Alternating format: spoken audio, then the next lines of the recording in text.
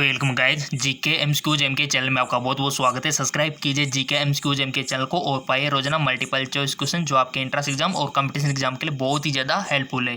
So guys आज हम discuss करने वाले पी ब्लॉक के तत्व। ठीक है, यहाँ से आपके क्वेश्चन बनते हैं एंट्रेंस एग्जाम में और कंपटीशन एग्जाम में। तो चलिए शुरू करते हैं।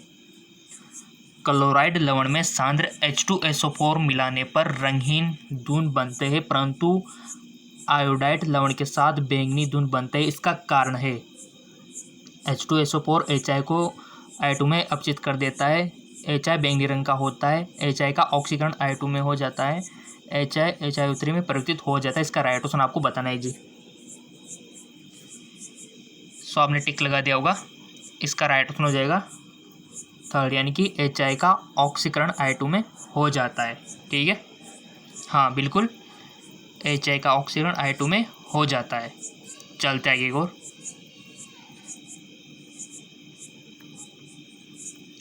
गुणात्मक विश्लेषण में जब लवण के तनु HCl द्वारा अम्लीकृत जलीय विलयन में से H2S प्रभावित की जाती है तो एक काला अवक्षेप प्राप्त होता है। अवक्षेप को तनु HNO3 के साथ मिलाकर उबालने पर एक नीले रंग का विलयन बनता है।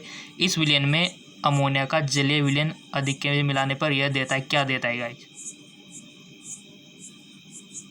गहरा नीला अवक्षेप का गहरा नीला अवक्षेप, CaOH का CuOH का CuNH3 का CuNO3 का, या फिर CuOH2 CuNO3 का। बताओ, बहुत अच्छा क्वेश्चन है। सो इसका राइट ऑप्शन हो जाएगा सेकंड वाला, CuNH3 का गहरा नीला विलयन। चलते आगे और इंपॉर्टेंट क्वेश्चन गाइज, और फिजिक्स केमिस्ट्री बायोलॉजी के सब इसी पर आपको मिल जाएंगे। चैनल सब्सक्राइब नहीं किया तो प्लीज़ सब्सक्राइब कर लो।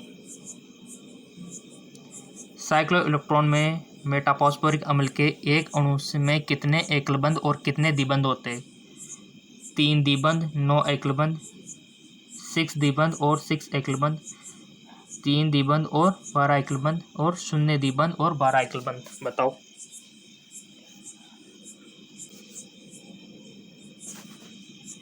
सो सिंपल, इसका राइट ऑप्शन हो जाएगा 3 द्विबंध और 9 एकलबंध। इसका राइट ऑप्शन हो जाएगा। अगला क्वेश्चन है, निम्न में से कौन से तत्व पी डी बंध बना सकते हैं? कार्बन, नाइट्रोजन, फास्फोरस और बोरॉन।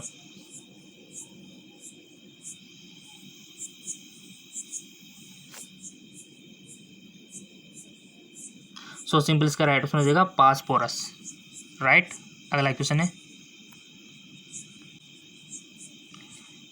निम्नलिखित में से कौन सा आयनों को युगल, सम इलेक्ट्रॉनिक और समसंरचनात्मक है? बताओ, आपके सामने 4 ऑप्शन दिए हुए हैं।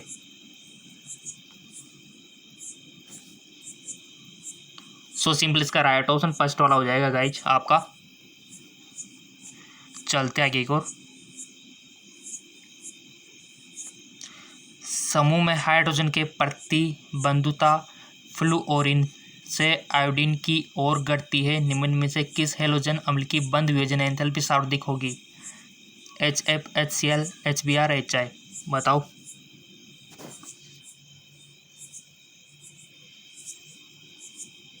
सो सिंपल, इसका राइट ऑप्शन फर्स्ट वाला हो जाएगा HF। ठीक है, चलते आगे और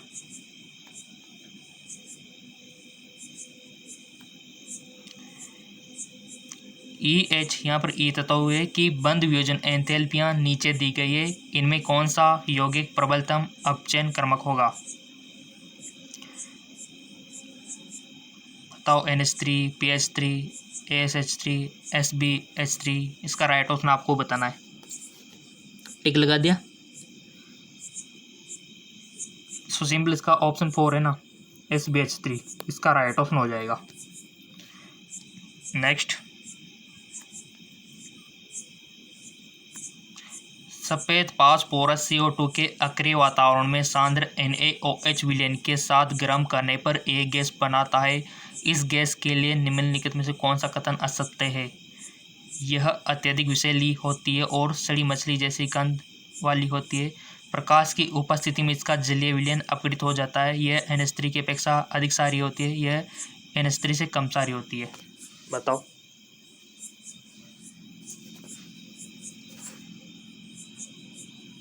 सो सिंपल, यह NH3 की अपेक्षा अधिक सारी होती है। अगला क्वेश्चन, क्वेश्चन सारे इंपॉर्टेंट है और आपके फील्ड में इतना स्कोप है। देखो, आपके क्वेश्चन लाइफ टाइम काम आएंगे, हमेशा हर जगह काम आएंगे। कोई सा भी एग्जाम दो, हर जगह आपके काम आएंगे ये। नेक्स्ट क्वेश्चन है कि निम्न में से कौन सा अम्ल लवणों की 3 श्रेणियां बनाता है? H3PO2, H3BO3, H3PO4, H3PO3। So simple इसका राइट ऑप्शन हो जाएगा ऑप्शन 3, H3PO4, राइट। अगला क्वेश्चन है,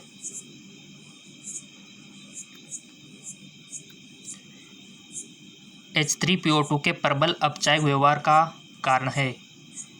फास्फोरस की निम्न ऑक्सीकरण अवस्था, 2 OH समूह और 1 pH बंध की उपस्थिति, 1 OH समूह और 1 pH बंध की उपस्थिति, फास्फोरस की उच्च इलेक्ट्रॉन लब्धि एंथैल्पी।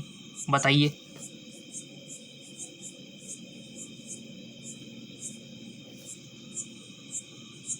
सो सिंपल, आपका राइट ऑप्शन हो जाएगा थर्ड वाला, 1 OH समूह और 1 pH बंध की उपस्थिति।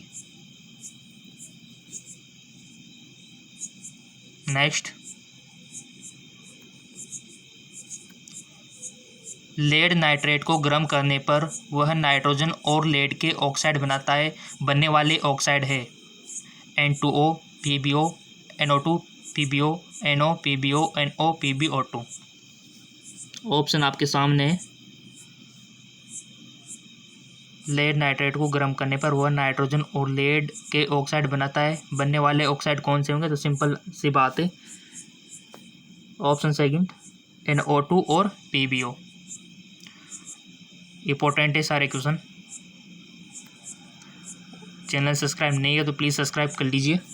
बेल आइकन पर प्रेस अवश्य रखना ताकि आपको सबसे पहले वीडियो आपको ही मिले।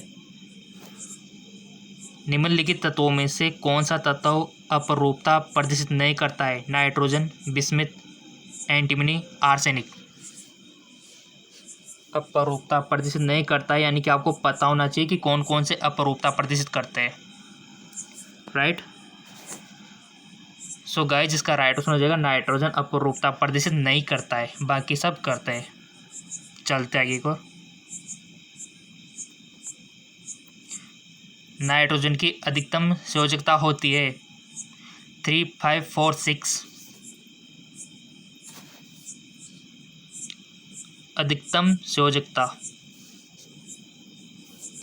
सो सिंपल इसका राइट ऑप्शन हो जाएगा 4। नेक्स्ट,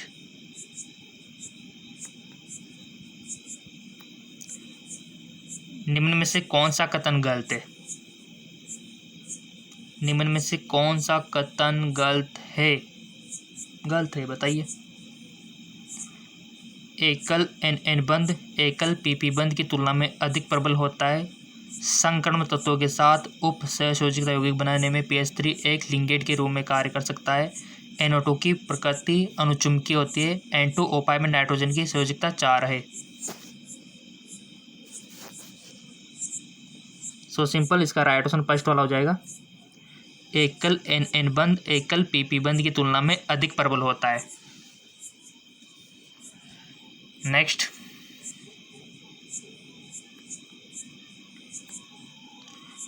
NO3 आयन के वलय परीक्षण में एक भूरे रंग का वलय बनता है, इसके बनने का कारण है?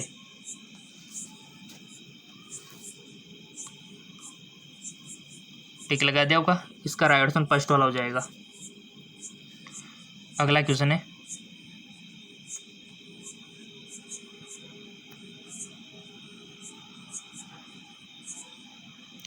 वर्ग 15 के तत्व +5 ऑक्सीकरण में यौगिक बनाते हैं, परंतु बिस्मिथ +5 ऑक्सीकरण अवस्था में केवल एक अभिलाक्षणिक यौगिक बनाता है। यह यौगिक है Bi2O5, BiF5, BiCl5, Bi2S5। So simple इसका राइट ऑप्शन हो जाएगा सेकंड। BiF5, ठीक है। अगला क्वेश्चन है, इंपॉर्टेंट है सारे क्वेश्चन और मिलते रहेंगे। अगर चैनल सब्सक्राइब कर रखा है तो कोई भी दिक्कत आपको आने वाली नहीं है। किसी भी कंपटीशन की तैयारी करो, किसी भी इंट्रांस की तैयारी करो, हर जगह आपके ये क्वेश्चन काम में आएंगे। हर एग्जाम में बनते हैं क्वेश्चन, कोई भी एग्जाम दो आप। अमोनिया डाइक्रोमेट और बेरियम एजाइड को अलग अलग गर्म करने पर हमें प्राप्त होता है दोनों से N2। अमोनियम डाइक्रोमेट में से N2 और बेरियम एजाइड में NO। अमोनियम डाइक्रोमेट में N2O और बेरियम एजाइड में N2। अमोनियम डाइक्रोमेट में N2O और बेरियम एजाइड में NO2।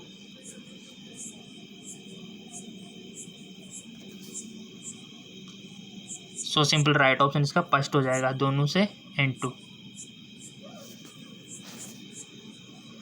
नेक्स्ट,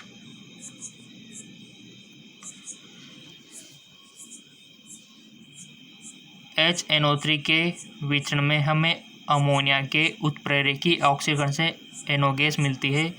2 मोल NH3 के ऑक्सीकरण से प्राप्त NO के मोल होंगे 2, 3, 4, 6। सो सिंपल राइट ऑप्शन इसका फर्स्ट वाला हो जाएगा 2, ठीक है। अगला क्वेश्चन है, यौगिक NaH2PO2 के ऋणात्मक में केंद्रीय परमाणु की ऑक्सीकरण अवस्था होगी +3, +5, +1, -3।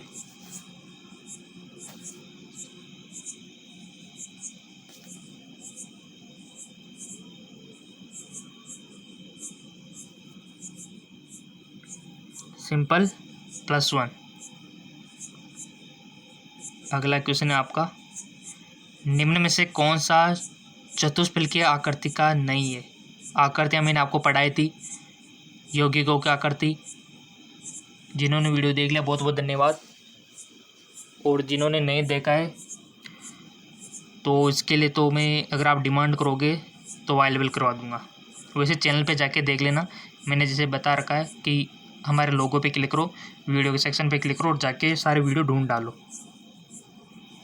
ऐसा ही करना पड़ेगा, आपको मिल जाएगा। चतुष्फलकीय आकृतियाँ, सब आकृतियाँ मिल जाएगी वहाँ पे। अब इसका तो ऑप्शन आप टिक लगाओ, कौन सा सही है, लगा दिया होगा। सो सिंपल राइट ऑप्शन है इसका थर्ड, SF4, ठीक है। चलते आगे और, निम्नलिखित में से सल्फर के प्रोक्सो अम्ल है H2SO5 और H2S2O8, H2SO5 और H2S2O7, H2S2O7 और H2S2 और O8, H2S2 और O6 और H2S2 और O7।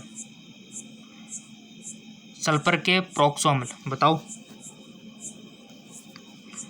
सिंपल पहला वाला राइट ऑप्शन हो जाएगा। नेक्स्ट, गर्म सांद्र H2SO4 मध्यम प्रबलता के ऑक्सीकरण क्रम के समान कार्य करता है। यह धातु और धातु दोनों का ऑक्सीकरण करता है। निम्नलिखित में से कौन सा तत्व सांद्र H2SO4 में 2 गैसीय उत्पादों में ऑक्सीकृत है। कॉपर, सल्फर, कार्बन, जिंक बताओ।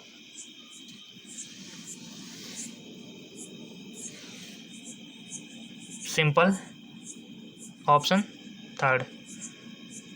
अगला क्वेश्चन है, मैग्नीज का एक काले रंग का यौगिक एक हैलोजन अम्ल से अभिक्रिया करके हरी पीली गैस देता है।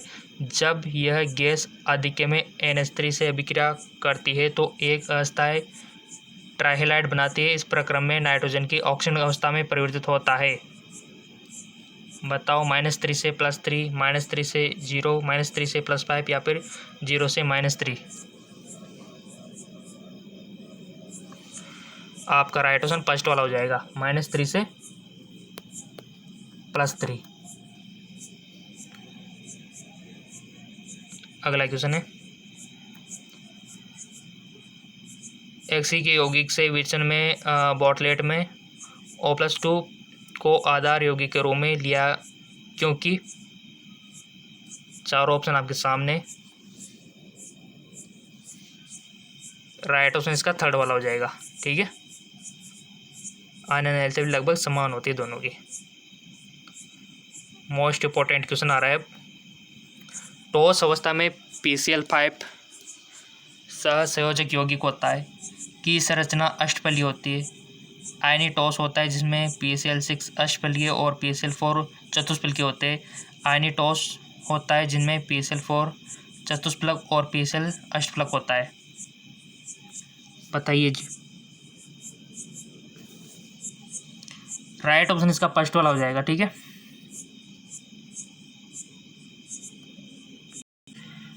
सो गाइज, आप सभी को ये जो टेबल दिखाई दे रही है, इसमें बेसिक इन्फॉर्मेशन आपको याद रखनी है, नाइट्रोजन, फॉस्फोरस, आर्सेनिक की, ठीक है। इसमें सब यहाँ पर दिया हुआ है।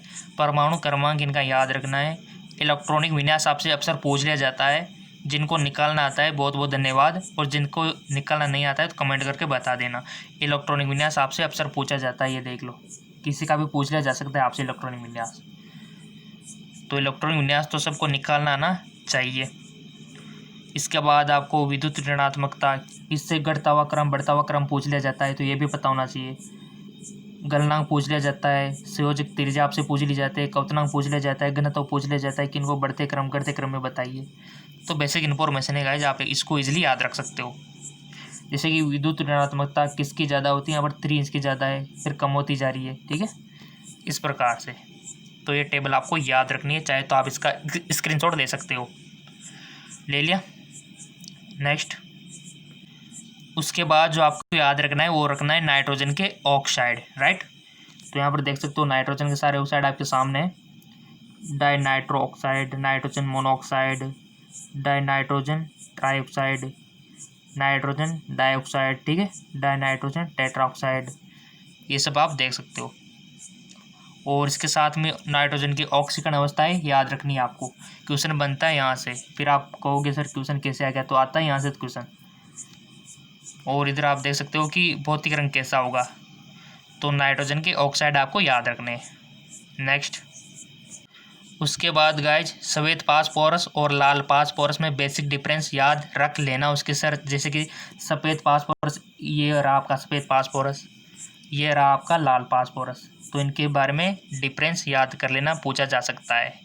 नेक्स्ट, इसके बाद फास्फोरस के ऑक्सो अम्ल, ठीक है, जैसे कि H3PO2, H3PO3, H4P2O5, ठीक है, ये सर आपको याद रखना है। ऑर्थोफॉस्फेरिक, पायरोफॉस्फेरिक, तो इसमें बेसिक डिफरेंस आपको पता होना चाहिए। फॉस्फोरस की ऑक्सीकरण अवस्था देख सकते हो, +3, 1, +3, ये सब आपको याद रखना है। स्क्रीनशॉट ले लिया करो, ये टेबल आपको याद करनी है। चलते आगे को, ले लिया होगा स्क्रीनशॉट आपने,